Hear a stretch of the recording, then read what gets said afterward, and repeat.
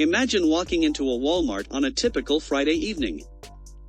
As you stroll through the aisles, you notice something curious. The beer section is right next to the baby diapers. You might wonder, what's going on here? Well, this clever arrangement is the result of some brilliant data analysis. Walmart's data scientists discovered an intriguing pattern. Many dads who came in to buy diapers for their little ones also picked up a six-pack of beer. This unexpected pairing was uncovered through association rule mining, a technique that analyzes shopping habits to find items frequently bought together. By strategically placing beer next to the diapers, Walmart made it super convenient for these multitasking dads to grab both essentials in one go. The result? A whopping 35% increase in sales for both diapers and beer.